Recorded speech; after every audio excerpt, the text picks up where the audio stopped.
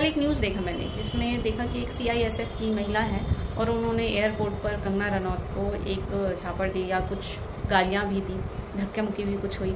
तो उस न्यूज़ पे मुझे जो लगा, ये कई लोगों को लग सकता है क्योंकि जो हमारे सिक्योरिटी के लोग होते हैं, अगर वो भी एक आम आदमी की तरह से भावनाओं में इमोशनल होकर डिसीजन लेने लगे तो हमारे देश की सिक्योरिटी का क्या होगा। क्योंकि जो पॉलिटिक्स है उसमें अलग अलग नेता अलग अलग स्टेटमेंट बोलते हैं। ज़रूरी नहीं है कि सारे लोग एक ही स्टेटमेंट पर एग्री करते हों।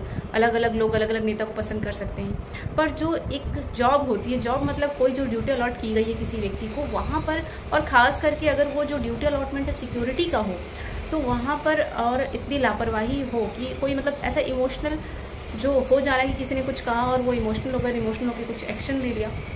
उन्होंने झापड़ी लगाया, गन निकाल लेते तो, गोली चला लेते तो ये मतलब बहुत बड़ी इशू, क्योंकि हमारे देश के इतिहास में ऐसा पहले भी हो चुका है। जब इंदिरा गांधी के जो सिक्योरिटी गार्ड्स थे, उन्होंने ही उन पर गोलियां चलाई और उनको मार दिया।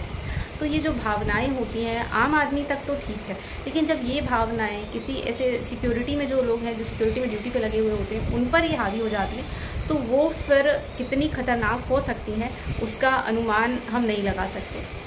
तो यहाँ पर जो ओवरऑल मैसेज है वो ये कि इस पूरे एक जो एक्सीडेंट था उस पर ये देखा कि एक महिला ने एक दूसरी महिला को किस लिए मारा, क्योंकि वो जो उस CISF महिला की जो मम्मी थी, उन्होंने जो भी स्टेटमेंट सुने उन्हें अच्छा नहीं लगा। उन्होंने अपनी बेटी को बताया और बेटी ने जो भी भड़ास थी निकालने के लिए उन पर हाथ उठाए। तो ये चीज़ें मुझे थोड़ी सी ऑड लगी और ऐसा लगा कि ऐसा नहीं होना चाहिए।